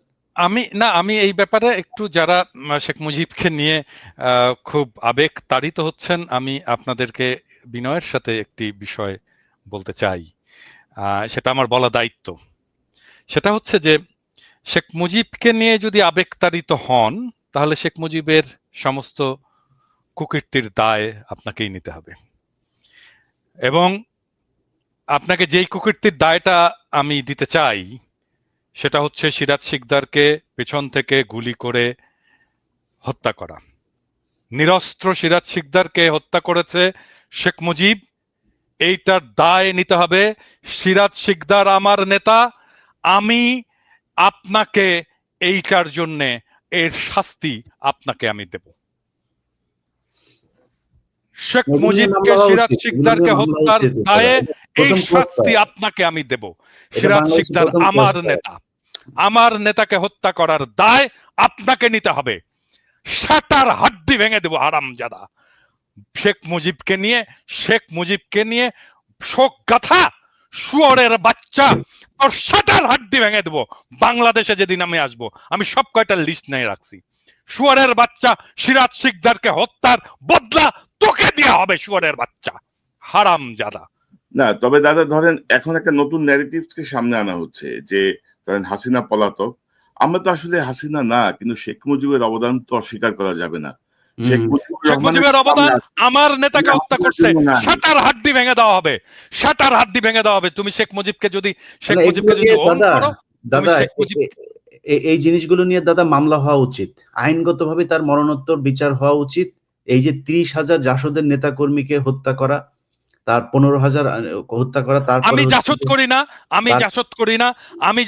না, আমি কমিউনিস্ট ছিলাম। সিরাজ শিকদার আমার নেতা, আমার নেতাকে মারার বদলা আমি নেব, শুয়োরের বাচ্চা। এবং তার এটা তো তার বক্তব্যই আছে, সে বলেছে কোথায় আজ সিরাজ শিকদার, তার মানে সে মেরে বুক ফুলিয়ে তারপরে সংসদে দাঁড়িয়ে বলেছে যে সে খুন করেছে, এই হত্যার সাথে সে জড়িত, এবং সেটা বাংলাদেশের প্রথম ক্রস ফায়ার। অতএব এগুলোর মরণোত্তর বিচার হওয়া উচিত। এবং যারা আজকে এগুলো করছে, এরা তো আসলে মানে শেখ মুজিবের জন্য কান্দে না, এদেরকে পয়সা দেওয়া হয়েছে। এর মধ্যে কিছু আসে চামড়া ব্যবসায়ী, পয়সা পেছন দিয়ে হান্দায় দেওয়া হবে, ওই সময় পয়সা পেছন দিয়ে হান্দায় দেওয়া হবে, টাকা দিলে সব করতে পারে। ইলিয়াস, এখানে আরেকটা বিষয় আমি যেটা শুনলাম, যে টাকা যেমন আছে, আবার কোন শিল্পী কোন জায়গার তাদেরকে ব্ল্যাকমেলও করা হচ্ছে। জানেন হাসিনার কিন্তু এটা একটা ভালো অস্ত্র ছিল, যে চরিত্র হনন এবং ব্ল্যাকমেলিং এর বহু কিছু। তো ওই হুমকিও দেয়া হচ্ছে, টাকাও দেয়া হচ্ছে। তো এই ন্যারেটিভসটা থেকে এটা নিয়ে আসলে মানে আরো কিছু কাজ করা দরকার। যে আমরা তো হাসিনাকে পছন্দ করি না, আমরা তার এইসব। কনক ভাই, একটা জিনিস বলি কনক ভাই, ধরেন 32 নম্বরের সামনে একটা মহিলা আসলো, এক হুজুর আসলো ফাজলামি করার জন্য, জাস্ট ফান করার জন্য। সে বলছে যে আমি 2টা খতম দিয়েছি। তার বউ বলছে, জীবনে কোনোদিন কোরআন পড়া দেখছেন না? ভিডিওটা, বুরকাওয়ালা মহিলা, মানে ফান করার জন্য এসে, মানে এখানে ফান করা যায়। আপনি একটু চোখ বুঝা কল্পনা করেন তো ভাই, আওয়ামী লীগ ক্ষমতায় আছে, জামায়াতের শিবিরের বা বিএনপির একটা ছেলে সেখানে ওরা জিয়াউর রহমানের কবরের ওইখানে গিয়ে করেছে, সেখানে গিয়েছে। আপনি চিন্তা করেন তো যে তার অবস্থাটা কি হইতো, পাড়ায় মেরে ফেলতো ওইখানে। তো আপনি তারা নিয়ে ফান করেন, এটা ফান করার জিনিস না তো। সো আরে না, ফার্দার সালাউদ্দিন কাদের চৌধুরীর কবরে যে কি করছে রাব্বানি? ভেঙেছে না, ভেঙেছে তো, সেখানে কেউ যেতে পেরেছে নাকি সেই জায়গায়? লাশ আমার চোখের সামনে, দাদা আমার চোখের সামনে দেখেছি, এই শহীদ কাদের মোল্লা তার লাশটা যাওয়ার সময় জুতা নিক্ষেপ করেছে তার লাশের গাড়ির উপরে। আমরা তখন গোলাম আজমের গাড়িতে আমি ওই দিন নিজে জুতা ছিলাম, নিক্ষেপ ওই করেনি। ওনার লাশটার সময় আমি জেল গেটে ছিলাম। তো এই যে কাজগুলো করেছেন, এগুলো এটা তো ওরা এটাই তো আওয়ামী লীগ, এদেরকে দিয়ে সব সম্ভব। আমাদের দক্ষিণ পশ্চিমাঞ্চলে, আমার বাড়ি চুয়াডাঙ্গা, আমার ছোটবেলায় দেখেছি এমন কোনো দিন নাই 2-4টা লাশ আমরা দেখি নাই। আমার ছোট একদম 5-7 বছর বয়সের থেকে আমরা বন্দুক হাতে নেই, আবার বন্দুক নিয়ে আসতো, ছেলে পেলে সব সামনে যাইতো। এগুলো ওই এলাকার খুব স্বাভাবিক ঘটনা ছিল। কারা করেছে এগুলো? রক্ষী বাহিনীর মানে কাউন্টার দেওয়ার জন্য সেই জায়গায় এই জিনিসগুলো আস্তে আস্তে আস্তে আস্তে সেগুলো স্প্রেড হয়েছে পুরো দক্ষিণ বঙ্গে। তবে এখন দাদা আমার মনে হয় জি, যারা যারা যারা যারা যারা যারা এইখানে যে সমস্ত সোকল্ড কালচারাল ফ্যাসিস্ট যারা মুজিবের নিয়ে কান্নাকাটি করছে, এদেরকে যদি কোনো পরিচালক প্রযোজক তার নাটকে সিনেমায় নেয়, কোনো টিভি চ্যানেল যদি তাদের কোনো প্রোগ্রাম এয়ার করে, তাদেরকে দেখে নেব। আমি আজকে বলে দিলাম তাদেরকে দেখে নেব, এবং আমি যেটা বলি সেটা করব, এবং সেটা করে ছাড়ি। কিছু গণমাধ্যমও শেখ মুজিবের যেমন সমকাল, এই একে আজাদের সমকাল, তারা খালেদা জিয়ার জন্মদিনের নিউজটা করেছে শেষের 3 পৃষ্ঠার পরে, যা চিকন এক জায়গার মধ্যে, শেষের পৃষ্ঠাও না, পত্রিকার প্রথম আর শেষের পৃষ্ঠা হচ্ছে সবচেয়ে গুরুত্বপূর্ণ, মাঝখানে 3 নাম্বার পৃষ্ঠার মধ্যে নিয়ে তারপরে সেখানে ছোট করে দিয়েছে। আর শেখ মুজিবের শ্রদ্ধাঞ্জলি, এবং অনেকগুলো পত্রিকা এই কাজগুলো করেছে, টেলিভিশন, ডেইলি স্টার এগুলো করেছে। না আমরা মনে করি যে নিশ্চয়ই যারা এই মানে ফ্যাসিবাদকে যারা সমর্থক এখনো আছে, এইরকম একটা গণহত্যার পরে তাদেরকে সবাই বয়কট করবেন। পিনাকিদা যেটা বললেন, পরিচালক, প্রযোজক, টেলিভিশন ওনার, ফিল্ম ওনার, তারা এই ব্যাপারে নিশ্চয়ই সতর্ক থাকবেন, না হলে আমরা আমাদের মতো করে কাজ তো করবোই। তো দাদা এই সকল কিছুর পেছনে কিন্তু ডক্টর ইউনূস সরকারের একটা দায় আছে। কিন্তু doctor Yunus Nobel laureate doctor ইউনূসকে আমরা যে জায়গায় দেখি, চিফ অ্যাডভাইজার ইউনূসকে আমরা নিশ্চয়ই সমান দৃষ্টিতে দেখবো না। তাকে একটা দায়িত্ব দেওয়া হয়েছে, গত 1 বছরে তিনি ওনার উপদেষ্টাদের কার্যক্রম রিভিউ করেন নাই, এবং আজকে আমরা যে আলোচনা করছি তার পেছনে অনেক কিছুই ঘটতো না যদি তিনি প্রপারলি চালাতে পারতেন। আপনি কি মনে করেন কেন কোনো রিভিউ হলো না? ডক্টর ইউনূসের দায় উনি কিভাবে এড়াবেন, কি মনে করেন আপনি? না, এটা তো প্রথম থেকে বলতেছি, যখন এই উপদেষ্টা পরিষদটা গঠিত হচ্ছে এবং এই উপদেষ্টা হিসাবে যাদেরকে নেওয়া হচ্ছে, এটা তো এটা তো মিলিটারি এবং বাংলাদেশের সিভিল ব্যুরোক্রেসির একটা কম্বাইন্ড একটা ডিসিশন। হ্যাঁ, এবং এটার মধ্যে ছাত্ররা ঢুকছে এবং ছাত্ররা এটাকে এন্ডোর্স করছে, এবং ছাত্রদেরকে এটার দায়টা নিতে হবে। তো মিলিটারি সিভিল ব্যুরোক্রেসির কম্বাইন্ড ডিসিশন নিয়ে যাদেরকে উপদেষ্টা বানানো হয়েছে, তারা বিপ্লবের কোন বালটা করছে? বিপ্লবের কোন কোন অংশটা তারা পালন করছে? কোনো কিছুই করেনি। তো তারা এই বিপ্লবের মর্ম বুঝবে না, তারা এই রক্তদানের মর্ম বুঝবে না, তারা এই ধারাবাহিক সংগ্রামের মর্ম বুঝবে না, তারা জানবে না আমরা কোন পথ দিয়ে এই জায়গাটায় আসছি, আমরা কোন কষ্ট, কোন কান্না অতিক্রম করে এই জায়গাটায় আসছি, আমরা কোন লড়াইয়ের মধ্যে দিয়ে এই জায়গাটায় গেছি। এবং এই বিপ্লব যদি ব্যর্থ হইতো, যদি 24-এ আমরা হাসিনাকে উৎখাত করতে না পারতাম, তাহলে আমাদের কার কি অবস্থা হইতো সেটা ওরা জানে না। ওদের কারো কিছু হতো না। কার কি হতো? হ্যাঁ, হয়তো আসিফ নজরুলের কিছু হইতো, আদিলুর রহমান শুভ্রর কিছু হইতো, হয়তো প্রফেসর ইউনূস জেলে যেতেন, আর আর কার কি হতো? কারো কিচ্ছু হতো না। তারা এসে বসে বাংলাদেশের রাষ্ট্রের দখল নিল, ক্ষমতা নিলে রাষ্ট্র চালানো শুরু করে দিল। হ্যাঁ, অবশ্যই ছাত্রদের কিছু হতো এবং ছাত্র এটাকে এন্ডোর্স করলো। আমরা বারবার করে বলে আসতেছিলাম একটা বিপ্লবী সরকারের প্রয়োজনীয়তার কথা। কেউ মাথায় নিল না, কেউ কানে তুললো না। একটা বিপ্লব হলো, বিপ্লব বাদ দেন, একটা সরকার পতন হলো, পতন যারা করলো তারা তো ক্ষমতা দখল করবে। তো কেন একটা জাতীয় সরকার হলো না? কেন রাজনৈতিক দলগুলো একটা জাতীয় সরকার করলো না? কেন এই উপদেষ্টা পরিষদের মধ্যে রাজনৈতিক দলের নেতাগুলো নাই? থাকলে তো আজকে অবস্থা হতো না। আপনি দেখেন, প্রফেসর ইউনূস 2 বার ওই যে বডি সোহেল আছে না, বডি সোহেলের সাথে মিটিং করছে 2 বার ডেকে নিয়ে তার অফিসে। প্রফেসর ইউনূসের একবার সময় হয়নি মাহমুদুর রহমানকে ডেকে নিয়ে মিটিং করার। একবার। বডি সোহেলের মধ্যে কি মধু আছে প্রফেসর ইউনূসকে ডাকতে হবে, আর মাহমুদুর রহমানকে ডাকা যায় না? কোথাও ডাকছে? মাহমুদুর রহমানকে কোথাও এনগেজ করছে? করেনি। দেবপ্রিয়কে করে এসে এনগেজ, অমুককে করে এসে এনগেজ, তমুককে করে এসে এনগেজ, আর একটা করে ঝামেলা করে। আর সেই ঝামেলাগুলো সামলাই আমরা, আমরা সামলাই, আমরা সামলাই। প্রফেসর ইউনূসের কোনো মিডিয়া আছে নাকি? কোনো মিডিয়া প্রফেসর ইউনূসের চোদে নাকি? প্রফেসর ইউনূসের সরকারকে কেউ চোদে না।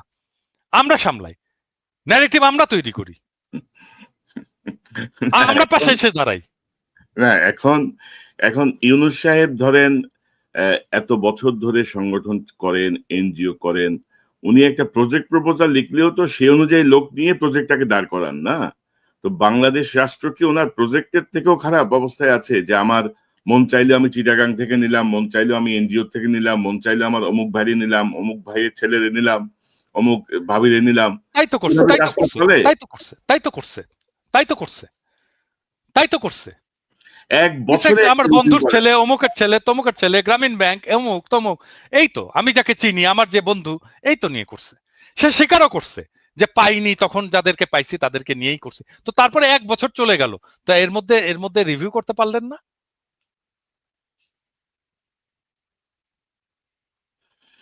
না, এই দায় তো নিতে হবে। এবং আমি তো অনেক আরো খারাপ কথা শুনি, খারাপ খবর শুনি। আমি জানি না ওইদিকে যাচ্ছে কিনা, কি হচ্ছে আদৌ, উনি কতটুকু নির্বাচনে সক্ষম হবেন। মানে এই পরিস্থিতিতে আমরা ধরেন আওয়ামী লীগের সচিব, আওয়ামী লীগের সেনা অফিসার, আওয়ামী লীগের পুলিশ কর্মকর্তা, আওয়ামী লীগের মাস্টার, সব প্রত্যেকে, মানে ধরেন যারা 3-4টা নির্বাচনের অভিজ্ঞতা সম্পন্ন, মানে রিগড নির্বাচনের অভিজ্ঞতা সম্পন্ন, তারা প্রত্যেকেই স্ব জায়গায় বহাল। আপনি কোথাও টাচ করেন নাই। আপনি কি শাস্তে চাচ্ছেন? আপনি কিভাবে একটা সুষ্ঠু নির্বাচনে আদৌ কি সক্ষম হবেন? এই প্রশ্নগুলো তো আসছে দাদা এখন। আচ্ছা, একটা জিনিস বলেন তো, একটা জিনিস বলেন কনক, আমি বলি, মানে এটা উইথ অল ডিউ রেসপেক্ট, মানে আমি তো মাঝে মাঝে খেপে টেপে যাই, তো এখন করার কিছু নাই, এটাই আমার আমার নেচার আর কি। তো রাষ্ট্র নিয়ে, সরকার নিয়ে, সংস্কার নিয়ে কনক আপনার একটা চিন্তা আছে না? বলেন তো, আপনি এতদিন কাজ করছেন না? হ্যাঁ, ইলিয়াস, তোমার একটা চিন্তা আছে না? এতদিন কাজ করছো না যে রাষ্ট্রটা কিরকম হবে, করা উচিত আছে কি? ইয়েস অর নো বলো, আছে? মিউট হয়ে আছো। অবশ্যই, অবশ্যই। প্রফেসর ইউনূসের সরকারের সংস্কার কমিশন আমাদের সাথে বসে আধা ঘন্টা কথা বলছে, আমারও আছে, আধা ঘন্টা কথা বলছে। আচ্ছা বলেন তো, আপনারা তো এতদিন ধরে লড়াই করছেন, সংগ্রাম করছেন, যেরকমই করেন, যতটুকুই করেন, করছেন তো। আপনারা বলেন তো, আপনাদের আপনাদের চিন্তা কি আগামী রাষ্ট্রটা নিয়ে, সংস্কার নিয়ে, সংবিধান নিয়ে? কেউ কিছু বলছে? নির্বাচন কমিশন নিয়ে কেউ বলছে? একজন বলছে? কেউ বলে নাই। কেন বলেনি? মানে কি আমাদের মাথায় বুদ্ধি নাই? আমাদের লেখাপড়া করি না আমরা? নাকি আমরা পার্ট অফ রেভলিউশন না? নাকি আমরা কিছু বুঝি না? নাকি আমরা মূর্খসদা? না, আমরা কিছু বুঝি না। আমরা কিছু বুঝি না, মানে ওই যে একটা ইয়ে আছে না, এটা মুখ খারাপ করতে হয় আর কি, সরি। মানে কনকের এখানে এসে মানে মুখ খারাপ করতে আমার খুব খারাপ লাগে, কিন্তু এটা দিস ইজ লাইফ। হ্যাঁ, দিস ইজ লাইফ। ওইটা ওই ছোটবেলায় আমাদের ইয়ে, আমাদের মেডিকেল কলেজে আমাদের ডোমদের ইয়ে ছিল, যারা লাশ কাটতো আর কি, লাশ কাটতে আমাদের হেল্প করতো। হ্যাঁ, ডেড বডি তারা প্রিজার্ভ করতো, পোস্টমর্টেমেও তারা হেল্প করতো, আর ডেড বডি কাটতেও খুব এক্সপার্ট, ভেরি এক্সপার্ট তারা। তো ওই রকম পচা টচা লাশটা আসতো সারাক্ষণ, এর গন্ধ টন্ধ তো বিভৎস গন্ধ। তো ওরা সারাক্ষণ টাল হয়ে থাকতো, মাল খেয়ে টাল হয়ে থাকতো আর কি। হ্যাঁ, তো ওর একজনের, এবং তারা খুব দার্শনিক কথা বলতো মাঝে মাঝে। হ্যাঁ, এত দার্শনিক কথা বলতো না, এগুলো যারা শোনেনি তারা ওই লাইফের ওই ফিলোসফি গুলো জানে না আর কি। তো বড় লোক এবং গরিব, এদের মধ্যে যে তফাৎ, এইটা সে কিভাবে এক্সপ্রেস করতো সেই ডোম আমাদেরকে। হ্যাঁ, তো সরি ফর মাই ল্যাঙ্গুয়েজ, এখানে মিউট করা যাবে না, বাট আমি তারপরেও এটাকে বলতে বাধ্য হচ্ছি, কারণ this is philosophy, this is life.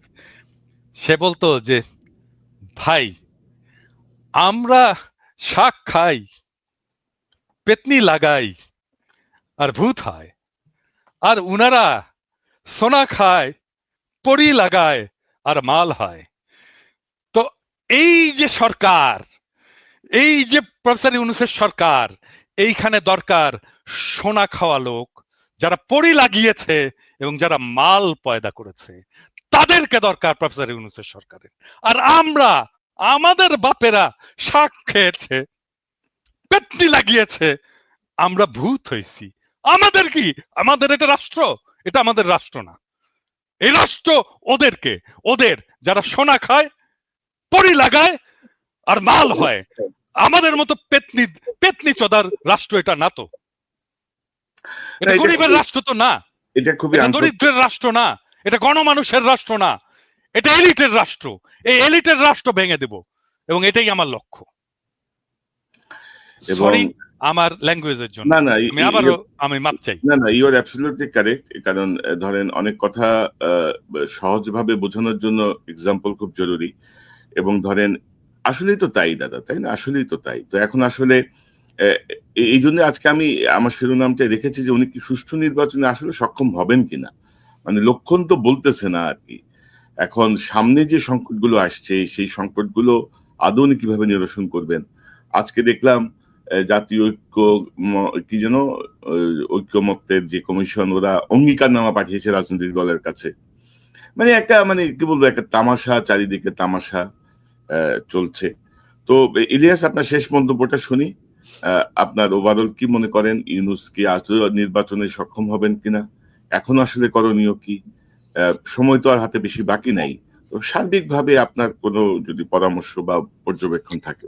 আমার মনে হয় যত দ্রুত সম্ভব একটা নির্বাচন দিয়ে, এই সরকারকে দিয়ে সম্ভব না। এই সরকার যদি মনে করে যে তারা ওই যেটা দাদা বললেন যে বিশাল স্মার্ট, আপনি স্বরাষ্ট্র উপদেষ্টাকে যদি দেখেন, তিনি যায়া কনস্টেবল, এসআই, এই খাইছো, কি খাইছো, কি দিয়ে খাইছো, মানে এমন একটা ভাব, উনি চ্যাটের পালা আব্দুল, বুঝছেন? আর বেটা তোরে তো দেখতে কনস্টেবলের মতো দেখা যায়, তুই বেটা যায় ওইখানে গিয়া করি যে খাইছো, কি খাইছো, এটা এটা কি কোনো ভাষা নাকি? শেখ মুজিব আপনি? সবাইরে তুই তুই করে, তুমি তুমি করে, তুমি তুমি বলার কে? তুমি তুমি পারমিশন নিছো আমার কাছে আমার তুমি বলবা? কনস্টেবলকে সম্মান দেন। এগুলি করে এই বন্যা টন্যা সবই তো মানে এদের জীবনে কোনোদিন এক কলম, আপনি উপদেশটা যতগুলো আছে, আসিফ নজরুল নিয়ে আমরা সমালোচনা করি, আসিফ নজরুল তাও বলেছে ভিতরে ভিতরে ডিজিএফআই এর হোক আর যাই হোক, তারপরেও সে বলেছে। এর বাইরে আমরা দেখান তো যে এই স্টুডেন্ট 2-3 জন ছিল, এর বাইরে কারোর জীবনে কোনোদিন একটা কথা লিখেছে এই ফ্যাসিবাদ নিয়ে? হাসিনার বিরুদ্ধে কেউ কথা বলেছে? একজনও নাই।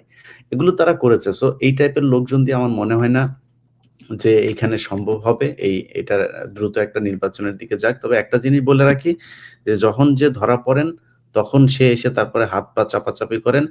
এই হাত পা চাপাচাপি যেদিন চেয়ারটা থাকবে না তারপরের দিন থাকবে না। চেয়ার থাকা পর্যন্ত যদি কাজ শেষ করে না যাইতে পারেন, যেদিন চেয়ার পাছার নিচে থেকে চলে যাবে তারপরের দিন থেকে পাছার চামড়া উঠানো শুরু হবে।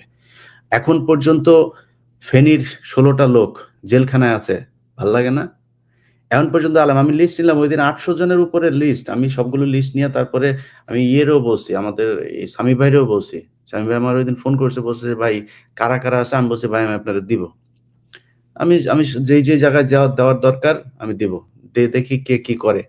এখন পর্যন্ত বিডিআর এর লোকগুলো রে ভাই, জীবনে এই পৃথিবীর ইতিহাসে এখন, আরে ভাই শেখ হাসিনার মতো বদমাশ আমার জীবনে, আমার নিজের চোখে যত মানুষ দেখেছি, ওরে আমার দুর্ভাগ্য যে সামনে থেকে দেখছিলাম 2 দিন, আমার জীবনে দেখা যত মানুষ নিজের চোখ দিয়ে, ওর মতো জঘন্য মানুষ এই পৃথিবীতে কোনোদিন পয়দা হয়েছে বলে আমার মনে হয় না। ফেরাউনও এত আল্লাহর সাথে যুদ্ধ ঘোষণা করে না যেটা শেখ হাসিনা করেছিল। সো এই ধরনের মানুষ নিয়ে তারপরে তারা দেশ চালিয়েছে। তারপরে কি কোনোদিন একটা জামিনের আদেশ হবে, সেই শুনানির শেষে আদেশটা দিবে, বিচারক বলল লাঞ্চের পরে আদেশ দেওয়া হবে। তারপরে গেল রবিবার, সোমবার, and it's been 8 months. এই 8 মাসের মধ্যে এখন পর্যন্ত এটা কোনো বিচার? ডক্টর ইউনূস বাল ফালান আপনি। আপনি কি করেন কি? আপনি এগুলি দেখেন না চোখে? এগুলি না দেখে আপনি দেশ সুন্দর করে থুইয়া তারপর চলে যাবেন। সো এই টাইপের কোন সরকার আমরা দেশে চাই না, যত দ্রুত সম্ভব। আমি আমারে ব্যক্তিগতভাবে যদি মনে করেন, আমি সরাসরি বলি যে অনেকেই আবার বলবেন যে আমি বিএনপি টিএনপি করি, ভাই এখনো পর্যন্ত আমাদের দেশের বিরুদ্ধে এই যে জঙ্গি একটা এই কার্ড কিন্তু এখনো আওয়ামী লীগ বিভিন্ন জায়গায় খেলে যাচ্ছেন। আমি মনে করি বিএনপির ক্ষমতায় আসা উচিত এবার, এবং আমার বিশ্বাস আমি তারেক রহমানের বিভিন্ন পলিসি এগুলোর ব্যাপারে যতটুকু জানি, এবং বিএনপি যেটা সত্যি কথা, এই যে বললেন যে চাঁদাবাজি, প্রতিদিন নিউজ হচ্ছে বিএনপির ছাত্র দলের অমুক কোন এক উপজেলার জেলার, আরে ভাই সে ছাত্র দল, মানে এক গ্রামের এক ওয়ার্ডের এক স্বেচ্ছাসেবক দলের এক সেক্রেটারি, তারে নিয়েও নিউজ হয় বিএনপির ছাত্র দল এই কি স্বেচ্ছাসেবক দল নেতা, মানে দেখে মনে হয় যেন কেন্দ্রীয় নেতা বোধহয় চাঁদাবাজি করেছে। আপনি আসিফ সহ এই যে এদেরকে যেইভাবে কালার করা হচ্ছে, যদি আপনি করতে যান কোন মন্ত্রণালয় সুষ্ঠুভাবে চলছে একটা মন্ত্রণালয় দেখান, সবখানেই তো দুর্নীতি হচ্ছে। কেন করা হচ্ছে? কারণ টার্গেট এনসিপি এবং বিএনপি, এই দুইটাকে যে কোনো ভাবে কালার করা হবে। সো এগুলো করা হচ্ছে। আমার মনে হয় এই পরিস্থিতি যদি তারেক রহমান দেশে আসতো বা একটা সরকার যদি ক্ষমতায় থাকতো, তাহলে মনে হয় এই অবস্থা হতো না। এবং বিএনপি কিন্তু তাদের যে কোনো কারোর বিরুদ্ধে অভিযোগ আসলে সাথে সাথে তাকে বহিষ্কার করছে। তারা যে আওয়ামী লীগের মতো যা মনে চায় তাই করছে, কোনো কেউ কিছু বললে কেয়ার করছে এরকম না, কিন্তু তার সাথে সাথে বহিষ্কার করছে। হচ্ছে তো ব্যবস্থা নেয়া।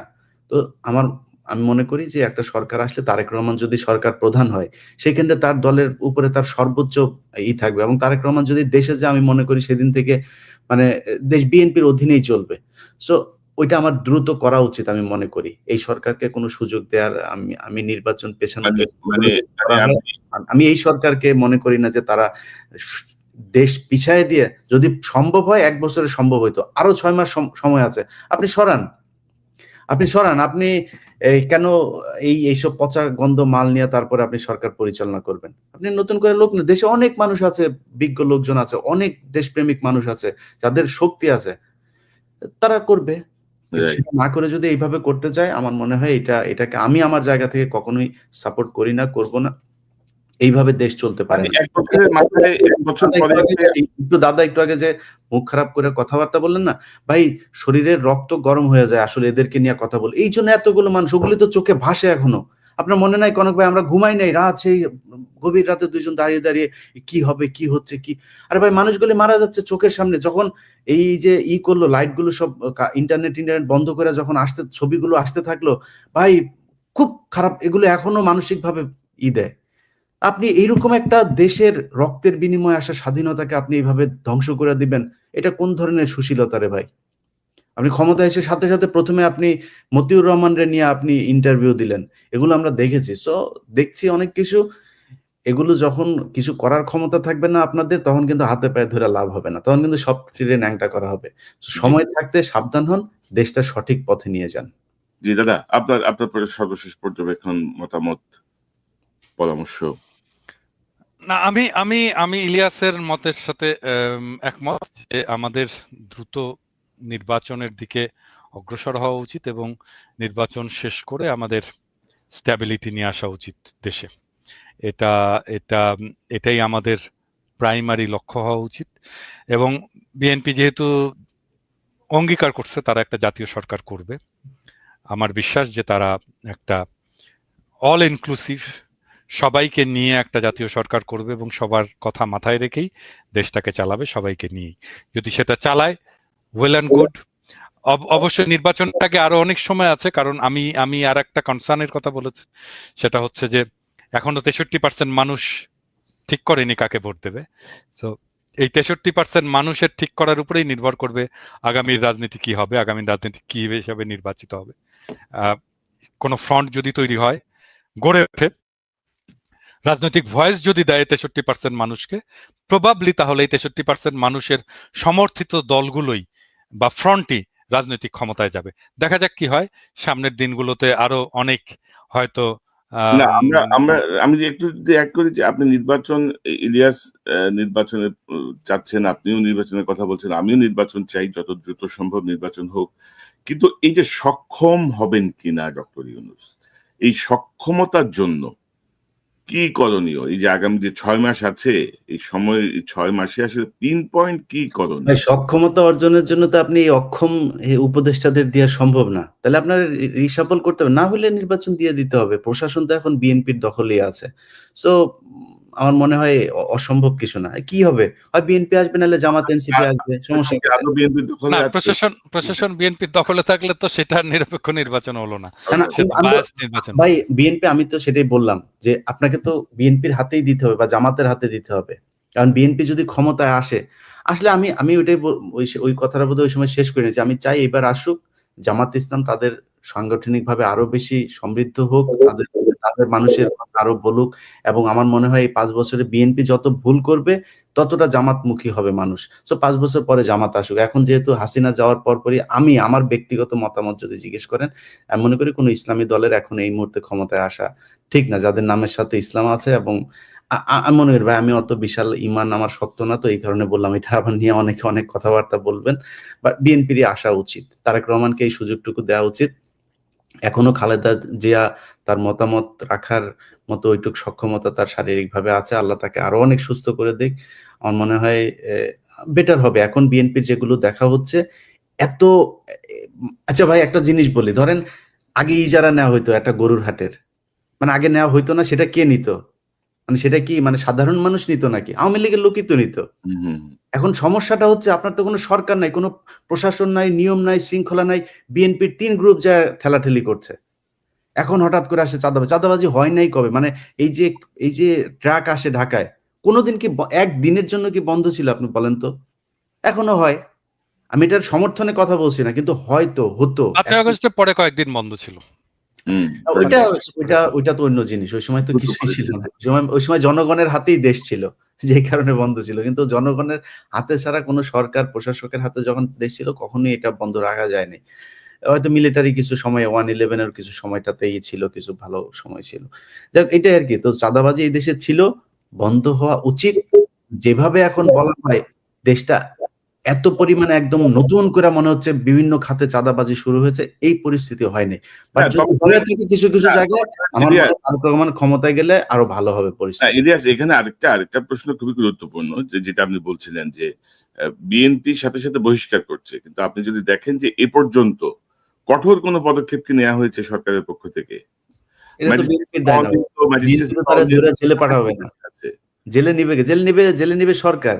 জেলে তো বিএনপি পাঠাবে না। ম্যাজিস্ট্রেসি পাওয়ার নিয়ে সেনাবাহিনী মাঠে আছে, তাদের ভূমিকা কিন্তু তারেক রহমান যদি কোনো চাঁদাবাজের জন্য ফোন করে বলে, ভাই আমার এটা ছেড়ে দেন, এই যদি বলে আমাদের কাছে ভয়েস রেকর্ড দিয়ে দেখি।